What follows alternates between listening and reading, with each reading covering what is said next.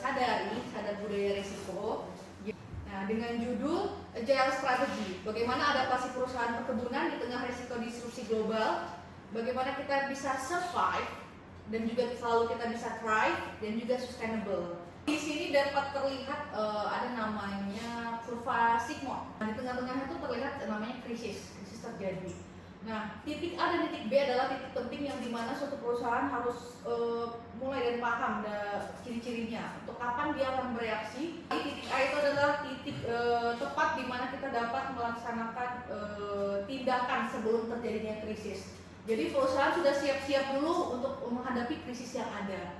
Dan di A ini performa perusahaan itu masih sangat bagus-bagusnya, di mana profit sedang kondisi tinggi, sumber daya masih dalam performa dengan prima, dan juga waktu masih banyak, energi di perusahaan juga masih positif gitu. Kita bahas salah satu contoh di PT XYZ, yaitu merupakan sebuah anak perusahaan BUMN yang disamarkan ya Pak. Jadi kemarin contohnya itu di PT XYZ ini pada April 2011 itu terjadi kehilangan uang sejumlah 111 billion, dan kemudian juga CFO-nya masuk penjara gitu.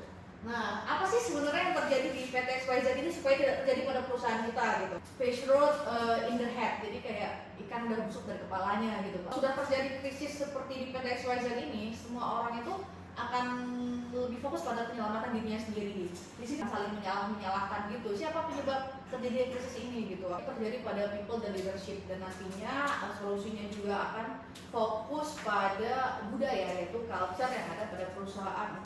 Nah, akhirnya kemarin itu ceritanya perusahaan tersebut kembali profit lagi setelah sekitar 2 tahun setelah berjalan. Seperti itu. Kenapa kita perlu menjadi perusahaan yang agile? Karena memang perusahaan perkebunan itu tidak luput dari kondisi global yang ada saat sekarang ini. Salah satu perbedaan bagaimana perusahaan yang agile dan bagaimana perusahaan yang kaku. Nah, satu contoh transformasi untuk digital di perkebunan kelapa sawit, tapi harapannya memang betul-betul membantu kinerja operasional yang ada di lapangan. Nah, ini yang paling penting bagi kita semua. Apapun posisi kita saat ini, apapun siapapun kita, yang jelas kita adalah bagian dari perusahaan. Nah, think and act like a CEO, guys. Culture mindset itu ditajamkan. Jadi kayak kita lebih berhati-hati lah dalam bekerja, karena kita yang punya perusahaan kan. Jadi kita nggak mau perusahaan kita rugi. Ini PTPR. Tunggu.